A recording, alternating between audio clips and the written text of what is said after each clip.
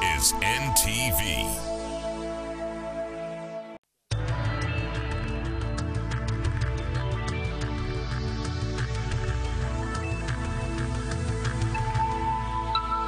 This is NTV.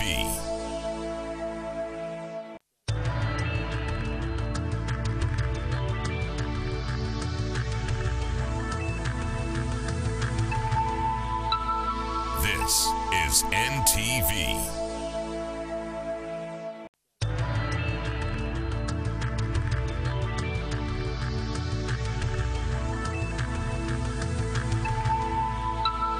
This is NTV.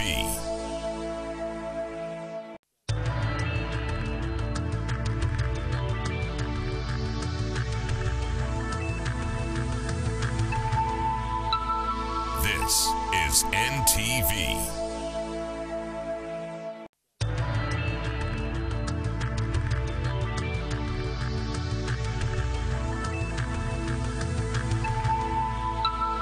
This is NTV.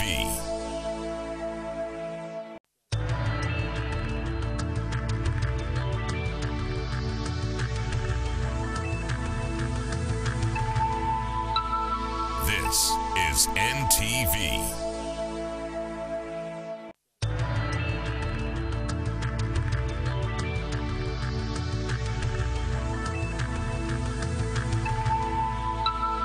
This is NTV.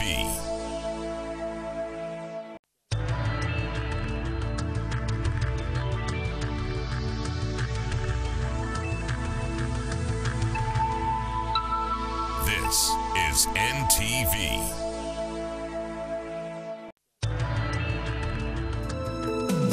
This feature presents the importance of jewels and beadworking in present-day usage. Jewelry is any piece of fine material used to adorn the human body. Today, we meet two innovative jewelry creators. Linda and Mona started making jewels for their personal use, but inevitably had to go commercial. When you're going out with your girlfriends and you're looking for something to wear, and you're like, I have blue blouse, but I don't have blue jewelry. So you just fix something there and then. And like, oh, okay, this would go. That, like, no, I actually made it. Even when I was a kid, you know, children, we get excited about seeing new things, but you can't exactly buy them because your parents are not, you know, willing to buy them for you. You're still a child growing up. So you just decide to make something that's similar to that. And you get away with it because everyone is so impressed. At the end of the day, you just find yourself with so many things you just made there and then. So just decided, why not? Inside. So with Linda there, then she has the same fire, the same drive and everything, the same passion for fashion. So, you know, put us together and yeah, that's what we're doing. Fascinated by the bright African, and Mona have chosen to make jewels with African and Asian beads. Basically, they're from all over the world, but even locally we have some. Yeah, these are Gahoan, so, you know, we also try to, you know, show these off to see, you know, to show people what they can, you know, have out of these. But we're trying so much to be unique, so we try so hard to get different beads from other parts of the world so that our products or our items are really, really unique. Linda and Mona have different characters, and it is this difference that makes their jewelry unique. The good thing with Linda and I is she's the more, if I could say, the more, no, and not in a bad way, the more flashy person. I'm more reserved, so we blend that together. So I could maybe understand the more conservative person's point of view, and then she would understand the, you know, the more fashionable person. So we put our ideas together and then hopefully come out with something, you know, productive for the client. Making jewelry is not as difficult as it may seem. What makes it challenging, perhaps, is the absolute creativity required. Satisfying the customer, because, you know, especially when somebody doesn't know what they want. You know, because you can suggest something and then maybe somebody can say, oh no, you know what, this is too extravagant for me, I couldn't wear that. You can sit down with your client and ask them, what's your taste? Some people don't like chunky stuff, others don't like really want, you know, medium looking ones. So you sit and discuss with them, how would you want it? Would you want it big or small or bright colored or dull colored? So you discuss with them, and of course once you're flowing with your client, you know their taste. The tools for making jewelry range from simple pliers to polishers, wire twisters, wire cutters, and clamps. As the art of bead making is rapidly catching on in Kampala, Linda and Mona love the competition. After all, it's because of this competition that they have chosen to go commercial. It's pretty hard, just to sit back and look at things that people do and then charge people exorbitantly for them. I think our things are priced really reasonably, and they're unique, I could safely say they're unique. While sometimes it is tiring, it is also a lot of fun. It is a nice way to give back to the community as well as making someone look absolutely unique. We work with passion, So when you're making a necklace, you're thinking, is this something I would wear? I think that's the most important thing. You think, is this something I would wear? You're not just making it because, I'm going to make money, or you look at it, and most of the time, me and Mona, whenever I make something, I go to her and I'm like, would you wear this? And she's like, yes, I would wear that. Unlike fashion that is determined by various givens, jewelry is more complex in its ability to blend with clothes and individual style. Funny enough, most of the people or most of the clients that come to us have a particular outfit they would want to match with the jewelry. So the person would come and say, I have a blue dress with green flowers. And right now, Linda and Mona have set their minds on taking their talent a step further, making jewelry for the international market. International. We would like to expand, we would definitely like to expand, but this is only the beginning, so we have a lot of work ahead of us.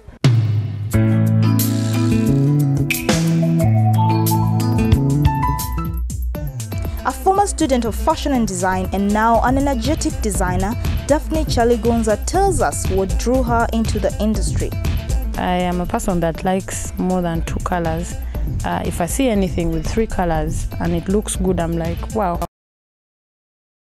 First of all, a friend of mine called Mario told me, I'll show you this billboard of colors of Benetton that they first put in Italy.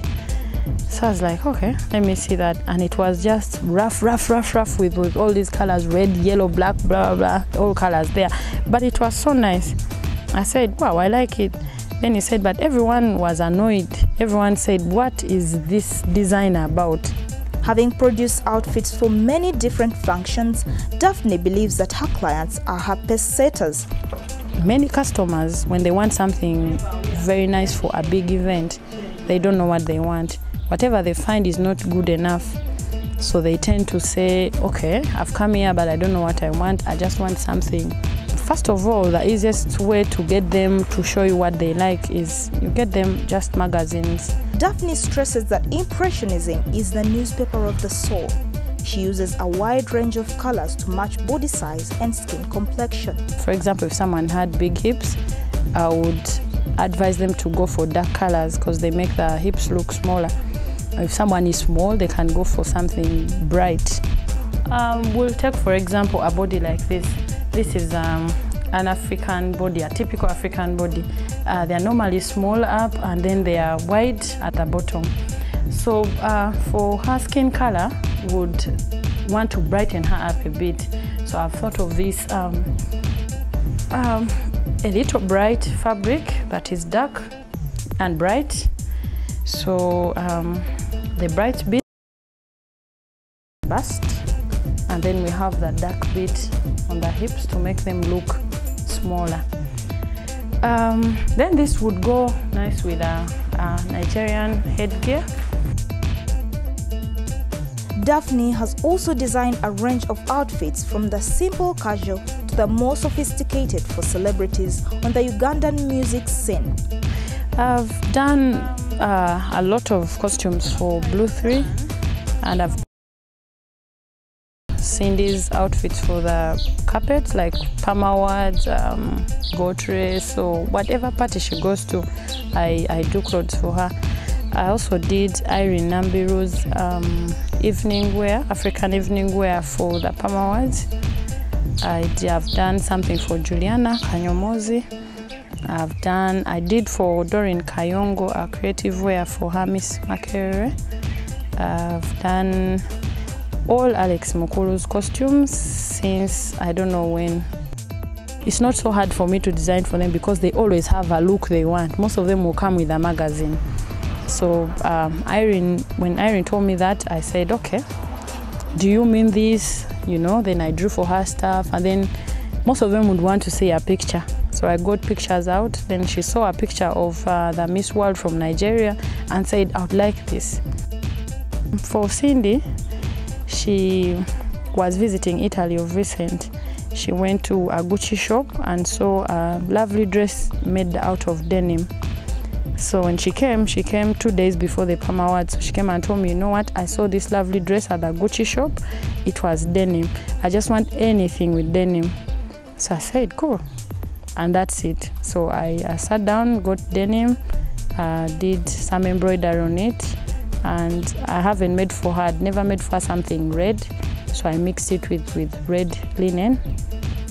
It's just a matter of time before Daphne soars to the top as a designer. Stella Atal was showcasing her collection in Stakeout. Was asked by Andre of Paparazzi to come and show something.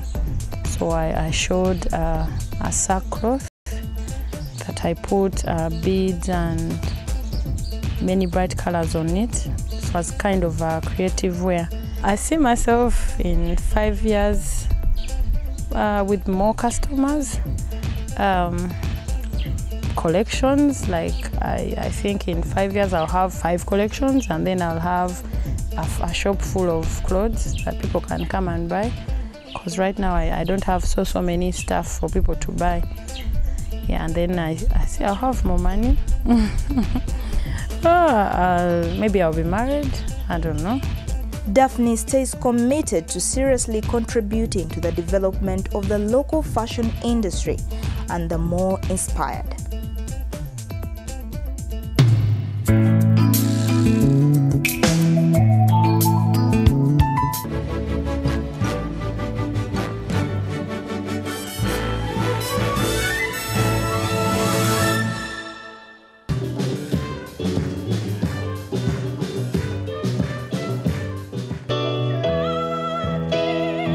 Tintin goes bananas. What happened to all the matoke? Try to keep up, Tintin. Sorry, but Snowy found a bone. Give it to me, Snowy. You don't know where it's been. The Tintin stories were written in the 30s, 40s and 50s. And they took a Belgian boy detective called Tintin with a variety of friends and colleagues and put him into all kinds of interesting situations all over the world. So there are stories set in China, there are stories set in South America. And there's one story set in Africa, which is called Tintin in the Congo. But it's an early one and it's not really very interesting. So we had the idea that this would make a very good dramatization if we could kind of update the Tintin story, set it in Uganda, and invent a story which was true to the type of story that Tintin and the type of incidents that Tintin gets involved in, but also had a distinct, had a flavour here and a relevance for our audience here. Okay, matoke. Powdered matoke banana porridge, fortified with iron and essential vitamins. Tastes like nature made it, only better. It's the most disgusting thing we've ever eaten. Oh, no, it isn't. Oh, yes, it is. She has a wonderful speaking voice, and she's a very good singer. And so, with those ingredients, with acting experience, with a physical appearance that was right, and with the quality of her voice, both speaking and singing, she was just perfect for the part.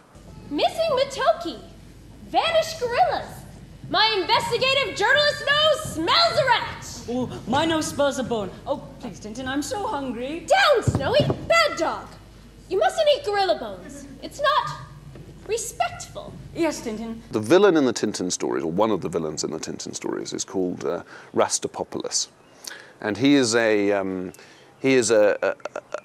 classic children's comic villain. So he's overweight, he's greedy, he thinks of complicated, wicked plans to do all kinds of things to make money. And he's physically, again, he's a short, fat man with a big moustache and a big nose. This is my best scam yet! We didn't have anyone who came to our auditions who quite lived up to that kind of appearance. So we decided to do something different, and we decided to change the part of Rastapopoulos from a male part to a female part, or at least to cast a female actor. We cast somebody called Kat Tucker, who's been in pantomimes before. We cast her as a man. So we actually took the pantomime genre even further, and we had a leading lady who was a man, and a leading villain who was a lady. What did you say it was called again? Uganda. Uganda head. Well, one thing's for sure, that wretched boy Tintin won't find us here. It provided us with some interesting costume challenges and an interesting dynamic. And in fact, the part of Rastapopoulos' sidekick, who is in the books, is called Captain Allen. Children, quickly, line up. They're coming. Smile. Children. In this one, we changed that to a lady's part as well and called it Alana Allen, and constructed a relationship between Rastapopoulos and Alana. This charity's dry. This seems to please. Well, sometimes you have to make what's the expression? You have to make a virtue out of necessity. You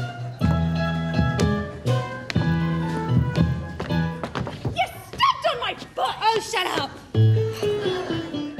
My poor dear! I think I've got indigestion. Captain Wedlock, I'm asking you a question. Do you love me? You're a fool. Suppose that Bianca Castafiore and Captain Haddock were rumoured to be engaged and getting married, when really they don't get on at all. So we wanted to build that into the story. But this was the part of the pantomime dame. So this is the part that was deliberately played by a man dressed up as a woman. Their reporter thought that I was in love with that crusty, old sea dog, Captain Padlock. Still doesn't mean a thing. The newspapers have had me engaged to Prince Charles when he was in between wives, Mick Jagger. What we did two things. The first one was that we simply got him to sing very loudly and very enthusiastically early in the show, because we also felt this would be very funny and would get our audience warmed up. Then later in the show, where there is actually a call to sing for some opera singing, the song is called the Jewel Song. The Jewel Song in the books is Bianca Castafiore's signature tune. Now, we couldn't get Alex, possibly, to sing that. I mean, it's a man, he has a tenor voice, and to try to sing the part of a mezzo-soprano, that would have been catastrophic. So what we did was we were lucky enough to have an opera singer, a trained opera singer in our cast, by the name of Courtney Preston, and she has an absolutely lovely singing voice. So we got her to sing the Jewel Song first off stage, and we had Alex mime the part, and rather badly. Tell me, have you heard my new #1 hit single, the Jewel Song? Would you like to hear it? I'm sorry, I couldn't hear you. You would love to hear it.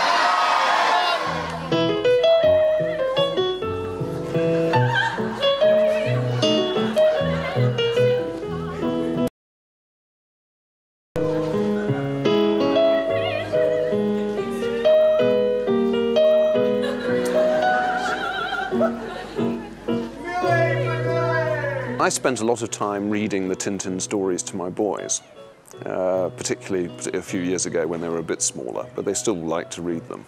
So I was quite used to reading the part that I actually played, which is the part of Captain Haddock, who is a great friend of Tintin, and is Tintin's, I suppose he's Tintin's sidekick in a sense, but he's a little bit more than that. So I was already used to the concept of that part and used to speaking the type of things that he says. So from that angle, it was quite easy. What, of course, is extremely difficult is that for the scenes that I'm in, it's then very difficult to concentrate both on what I'm doing and what other people are doing. But because I had such a fantastic cast, and I really did, I had a very talented cast, right the way throughout the show. And because the cast was so good, it was relatively easy for me. So once I decided where I wanted people to be and when and where I wanted them to enter and exit and how I wanted them to play their characters, direction wasn't too much of a problem. Would you like my hips? 2 hips, no ties. I love this song.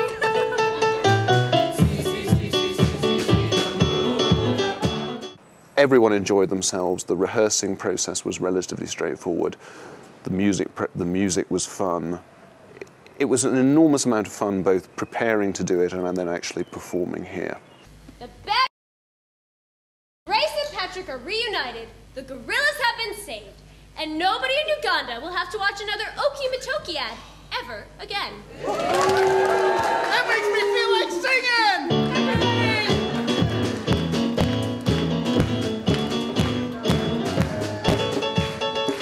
That brings this edition of the Art and Design Show to a close. Remember, art evokes mystery, without which the world would not exist. Join us next week. Until then, enjoy the rest of your viewing.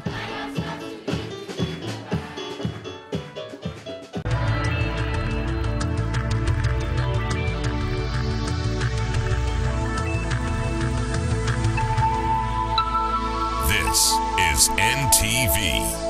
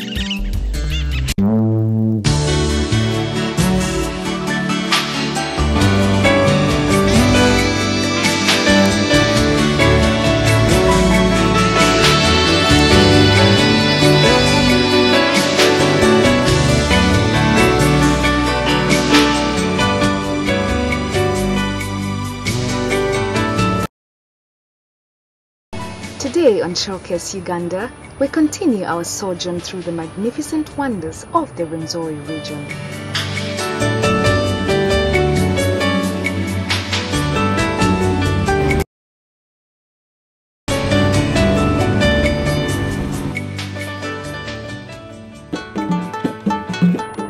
After taking in the delightful scenes of the Fort Portal town, it is with anticipation that we make our way to Kabarole Tours and Travels to make arrangements for exploring the profound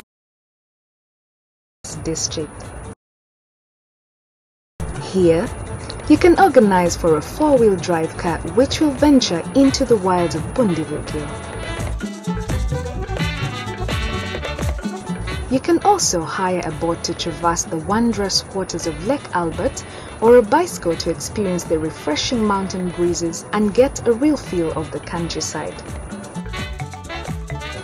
In case you need to get away with tangible memories of your wonderful stay in Kabarole, various artifacts and crafts depicting the culture of the people are available. Our first destination, Nyamwiru Caves. The route to the caves is along the Fort Portal Bundibugi Road, punctuated with scenic views. In the distance, the terrain of Bundibugi district is spectacular. Bundibugi was part of the Toro Kingdom and later Toro district after the abolition of kingdoms. In 1980, it gained district status and covers a total area of 2,338 square kilometers, which includes open waters, swamps and rivers, mountains, forests, national parks, Semiliki and Mount Rwenzori, and forest reserves. 145 square kilometers is covered by game reserves, while 380 square kilometers is used for agriculture.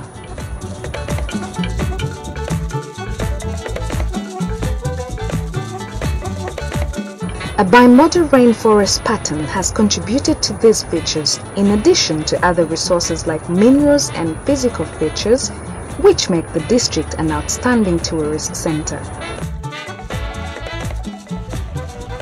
As we move along the bumpy Fort Portal Bundibugi Road on our way to the caves, the route meanders through the rugged terrain of the Rwenzori escarpment and will set your adrenaline rushing as you traverse the magnificent hills and gorgeous steep valleys.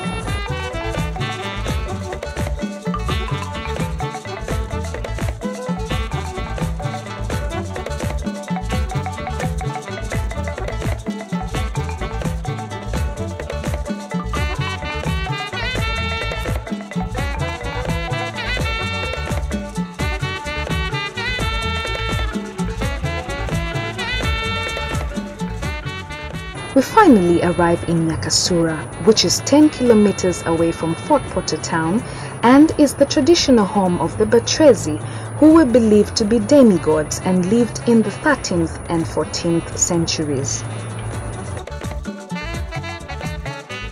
We venture through the dense, slippery undergrowth down the narrow winding path that leads to the caves.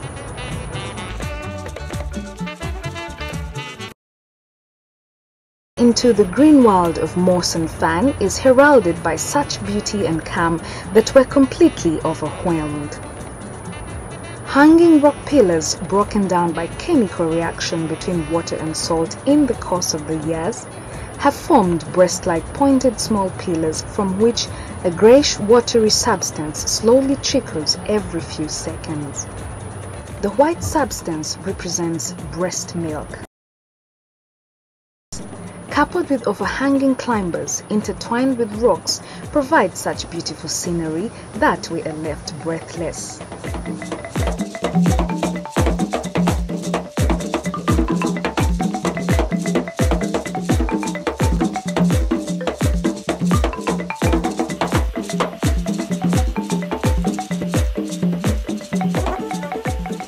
Now where we are, this is the Amabere caves, and the reason as to why they were named as Amabere is that when you look up here, formations are just like the nipples of the breasts, and they named them as the breasts of Nyinamwiru because it's believed that this place was at one time dominated by the Bachwezi people, and that when Nyinamwiru got pregnant, the father, King Bukuku, ordered that the child should be thrown away, and when he was thrown, it is believed that someone who picked him, who was called Ruvumbi, that this Ruvumbi could bring him on these nipple-like formations to breastfeed him on this milky water that you will see dripping out of these. So that's why they were named as the breasts of Nyinamwiru.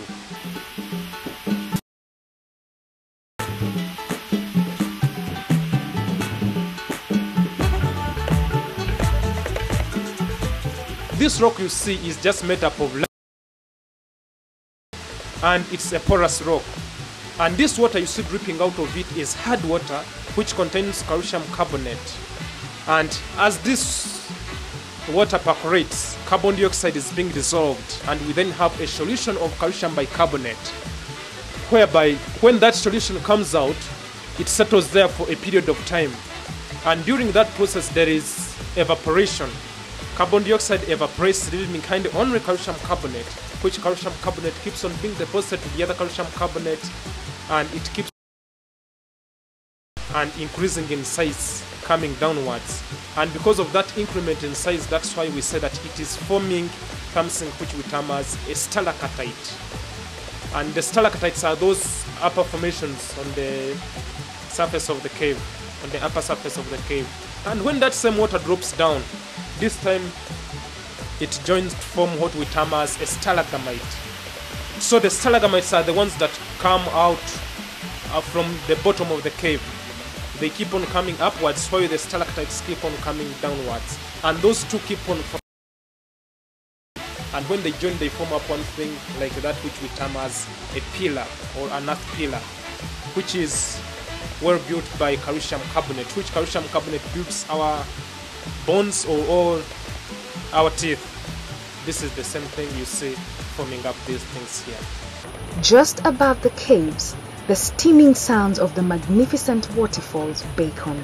Flying over the caves and adding to the wondrous atmosphere of the site, the sprays here are refreshing.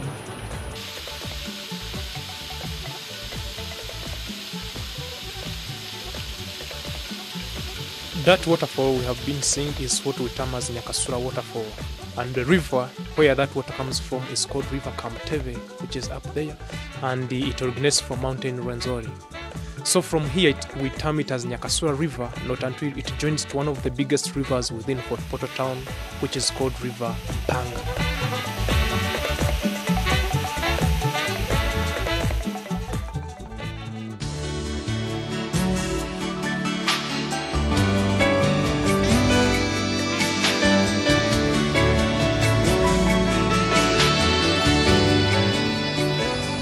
When Showcase Uganda returns, we get a first-hand view of the abundant game and wildlife of Semiliki Wild Reserve and the magnificent Lake Albert.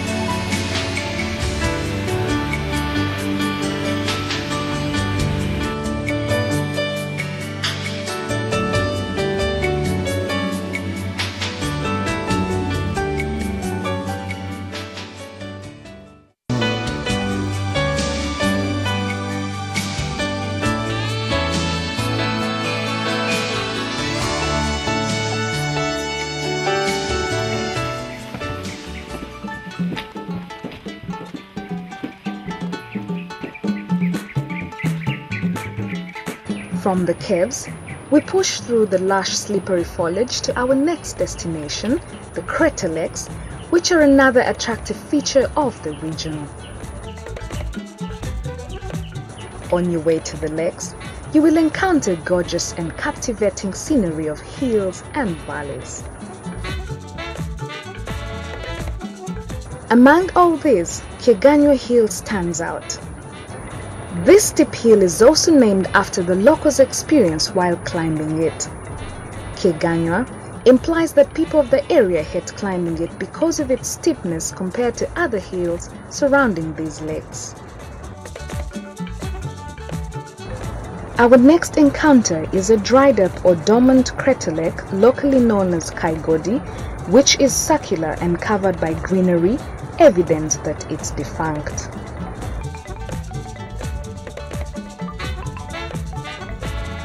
In the distance, about a kilometer away, is Lake Kigere.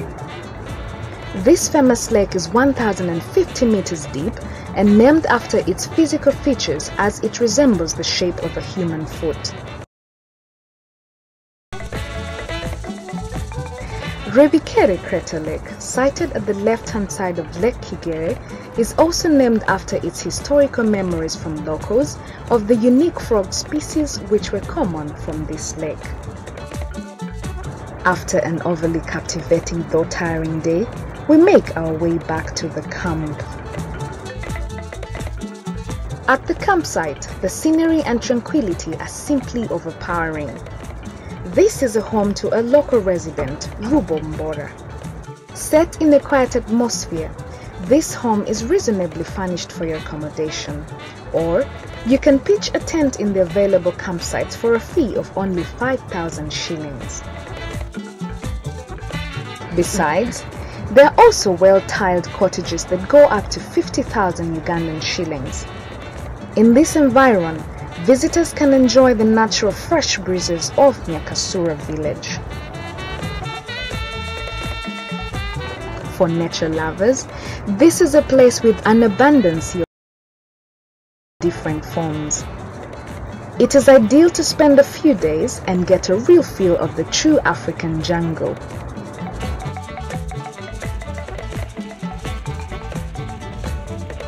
It is only natural that our next destination would be the Semiliki Valley Wildlife Reserve.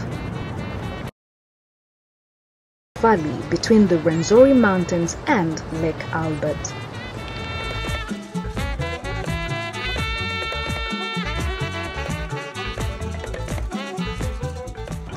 After traveling through miles of captivating steep green hills, we soon make our way across acacia woodland dotted with borasas palms. Formerly called the Toro Game Reserve, Semiliki Valley Wildlife Reserve is the oldest protected area in Uganda. It is unique, gifted with geographic barriers and varied habitats including forest, riverine, swamp, grassland bush, and extensive woodland, which have formed a lush natural haven with a huge array of fauna. The Ugandan kob is by far the commonest mammal in the reserve. It is a pleasure to encounter in its natural environment this graceful animal. We find the animals in their mating grounds known as lakes.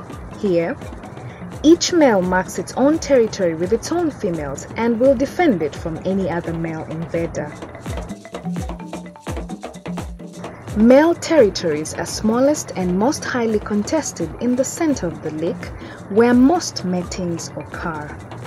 These territories are females in spite of rapid male turnover.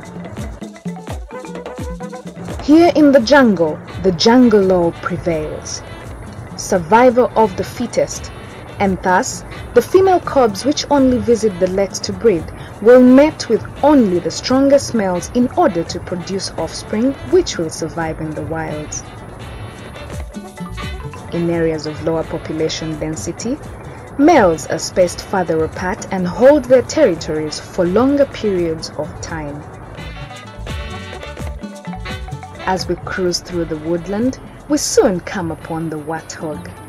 Warthogs are identified by the two pairs of tusks protruding from their mouth, which are used as weapons against predators. The male warthog tends to live alone or in a small bachelor group with individuals that come and go, but they tend to stay within their natal range.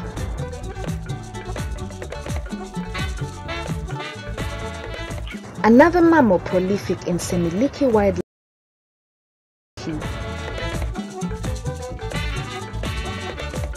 The reserve hosts 8 species of primates, including Mona monkeys, blue monkeys, and velvet monkeys.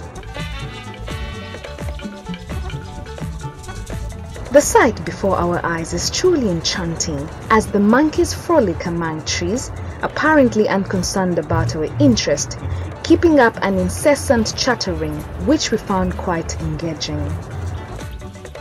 One seemed particularly intrigued by our presence and treated us to some amusing antics. We reluctantly left the monkeys to their chattering as we hurried to catch up with the abundant bird life. The Semiliki Wildlife Reserve is home to over 400 bird species. This rich habitat, forest and wetland hosts 35% of Uganda's bird species, some of which cannot be found elsewhere in East Africa, such as the hornbill and the lyre-tailed honeyguide. Other species include the African pygmy goose, red-necked falcon, Abyssinian ground hornbill, blue-breasted bee-eater, black-billed barbet, and the black-chinned quail finch. In order to catch a glimpse of the incredible and rare shoebill stock, and to have a truly thrilling tropical experience, we undertook a boat ride on the unimaginable Lake Albert. Pointed.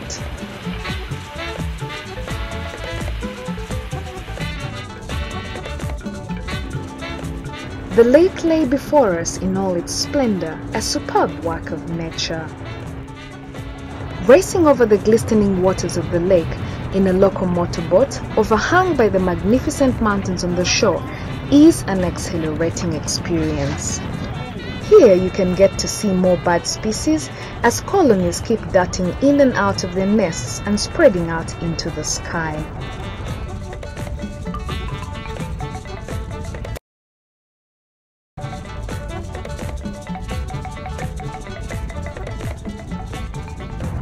All too soon, we spy the rare shoebill stock, which can be viewed regularly on the lake at close quarters. We move closer to get our feel of this legendary elegant bird. The shoebill is really impressive, with its bill which is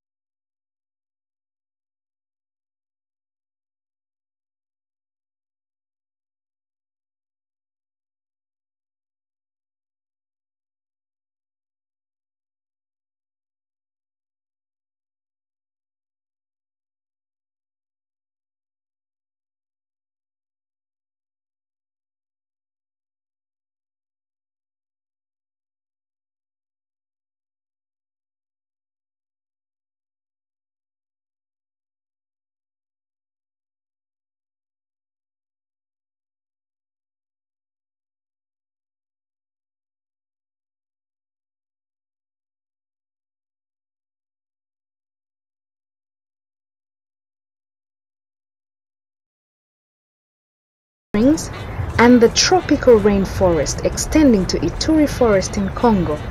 There is no doubt in our minds that this indeed is a true nature lover's heaven.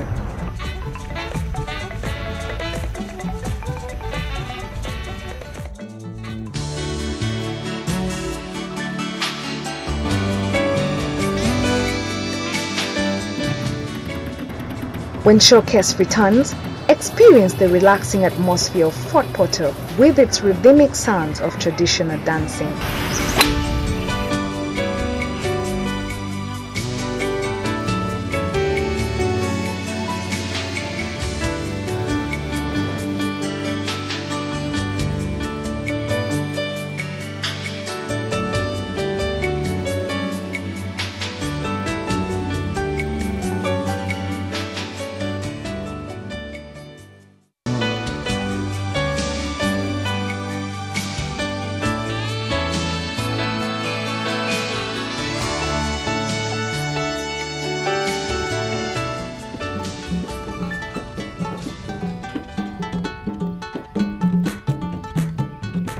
On a Friday, after enjoying the profound beauties within Semiliki Game Reserve, you can travel back to Fort Portal town. If you're a Muslim, it's never late for a prayer. Fort Portal Main Mosque is open till 7 p.m. in the evening.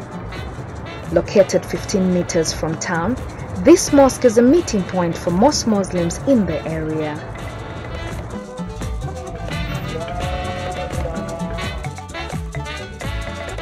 For Seventh-day Adventists, the church is only half a kilometer from Fort Portal Hill.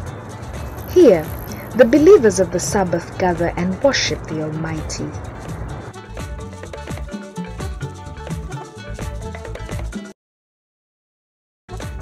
As the saying goes for the young generation, unity in diversity is the way to go.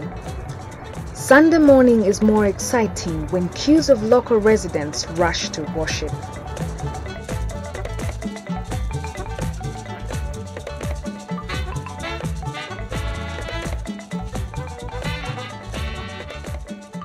For Catholics, you can catch a prayer at the Virika Central Church. This place of worship is a pool of all people of this faith within its vicinity. Apart from the Virika, St. John's Cathedral widely opens its doors for Protestants and Pentecostals, and it's being rated as more accommodating. Here in Fort Portal, there is something for everyone. So please don't miss to worship. Just 5 meters from Mpanga Market and about half a kilometer from the town center, you finally arrive at the Toro Golf Club. On a Sunday after prayers, if you wish to take a break from wild and you're an ardent golfer, this is just the place to be. The club is renowned for its beautifully kept greens, professional caddies, and accommodating memberships. In fact, the club is a great place to catch up on your favorite sport.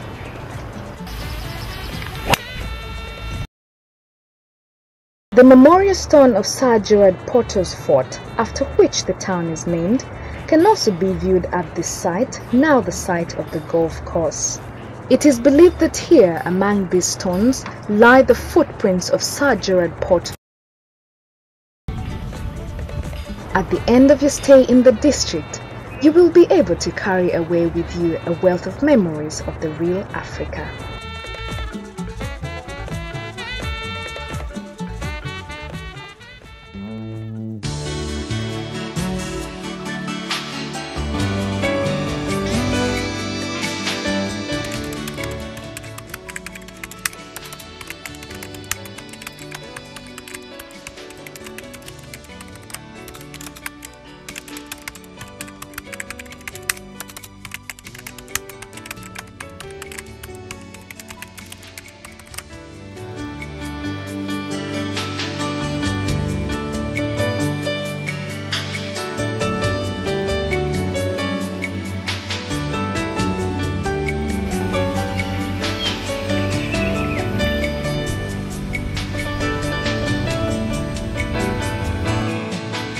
Next week on Showcase Uganda.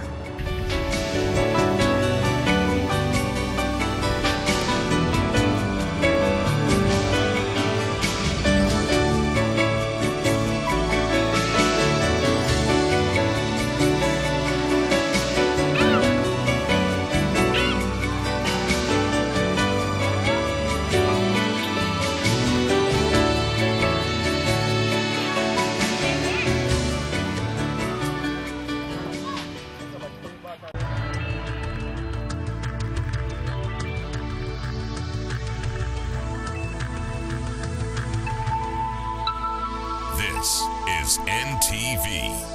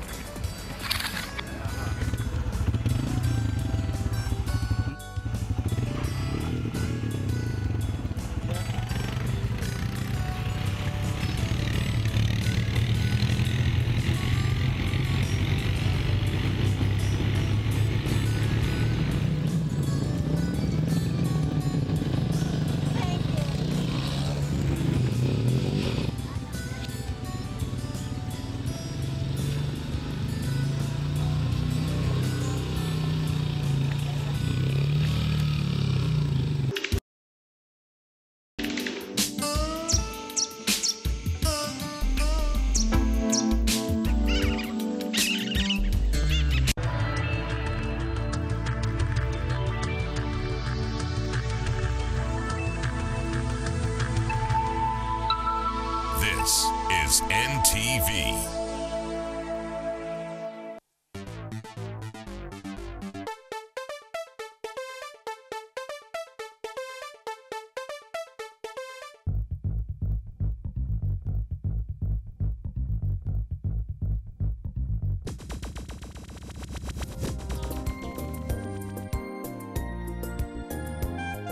This week on Rendezvous, we feature one of East Africa's most celebrated smooth jazz saxophonists.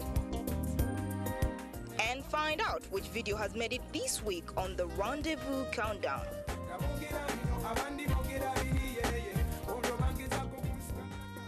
His blending of jazz and inspirational music creates a meticulous flow of tone and balance to his performances. He plays saxophones with a lot of spirit. Today on Rendezvous, we give you an up-close of Isaiah Katuma, a brilliant saxophonist, composer, and one of East Africa's most prominent jazz players.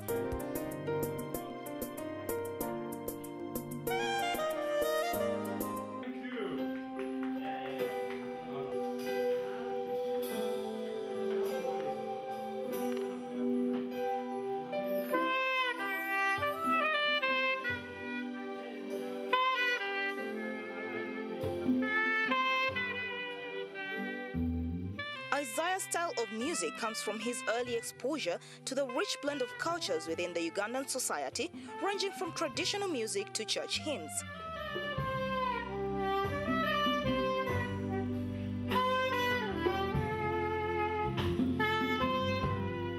Born into a musical family, Isaiah Katuma demonstrated an early fascination with music. His guardian Mugera Washington, whom he still refers to as uncle, nurtured this interest and taught him how to play many instruments. When he was about 12 years of age, he began playing the saxophone, and that marked the beginning of his love affair with the instrument, and thus his interest in jazz started to grow.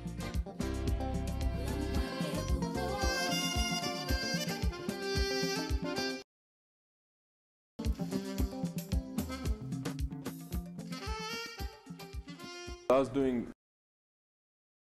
was doing keyboard, I was doing the bass guitar, I was doing the rhythm guitar, and I also did a bit of trombone. I was doing a lot of things within, so sometimes I'm learning the saxophone, but I'm playing the trumpet So I can't particularly say I learned it at this age, but it's around that time, around 10, 12, 15. Grew with time, where I can say I'm a saxophonist. I started by 3 notes, and then 7 notes, and just developing step by step, because I can't say I had a teacher.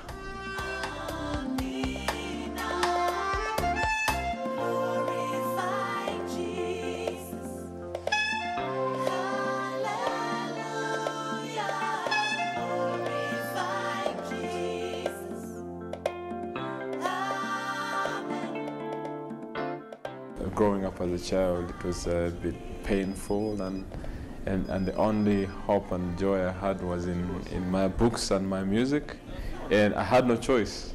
But I think it worked out for good, because I ended up learning instruments, singing, doing a lot of dancing, and look where I've got, So I think it had to do with a lot of misfortunes, but I've worked out for good.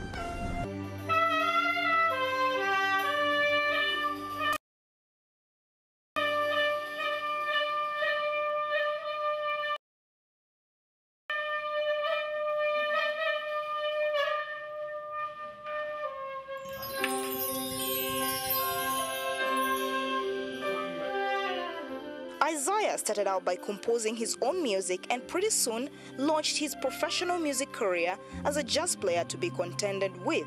My styles are different. I like doing styles that I reflect me as an African, that speak of my or my identity as East African. And I like to, of course, generally speaking, African really. I like songs that talk about me as a Christian, and I love songs that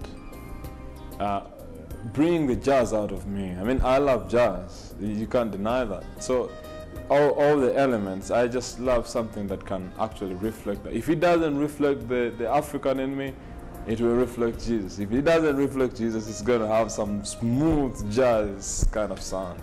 He has created a nook for himself on the Ugandan classical music scene and has long been the musician many jazz fans listen to with relish. Isaiah Katuma has become a Ugandan jazz household name as his extraordinary sense of rhythm manifested by a tight rhythmic approach along with song-oriented compositions make his music a complete and satisfying experience.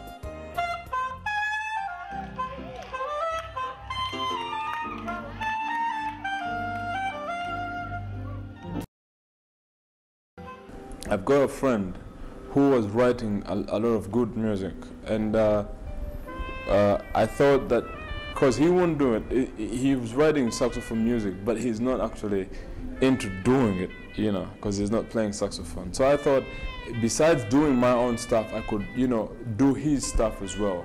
And it's worked out so well. I've written Just For You, but he wrote My Joy.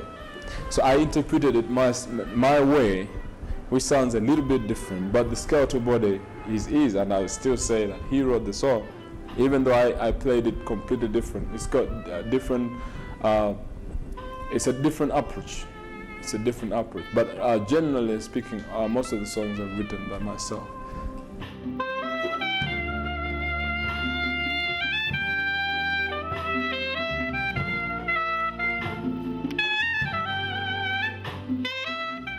In his repertoire, Isaiah weaves together elements of soulful jazz with African beats and rhythms.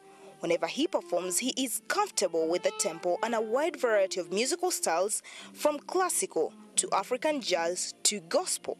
Isaiah is a fine player with enthralling sound, influenced partly by other instrumentalists who often caress melodies, putting a lot of emotion into his solos.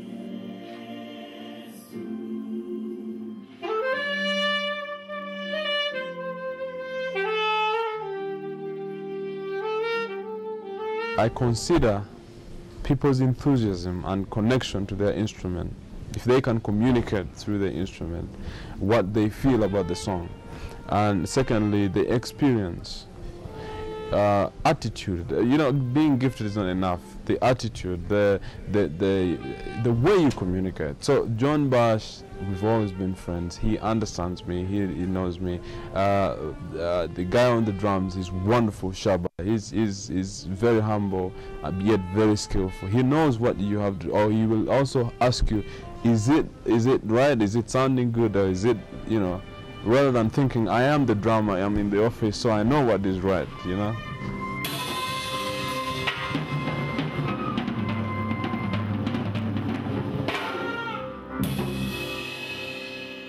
My friend Charles on the bass is good.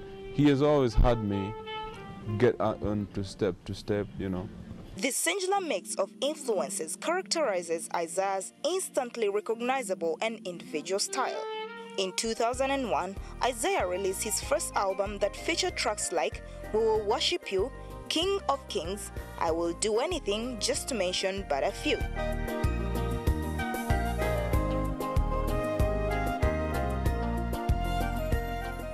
Since then, Isaiah has released 5 more albums such as Celebrate Africa, Sax Hymns, and his 2 cherished Sinza and Coming Home.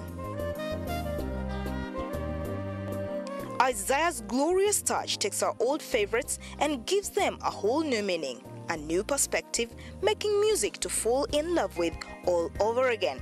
This is typical of the 7 melodic album Sinza, which is undeniably Isaiah's favorite.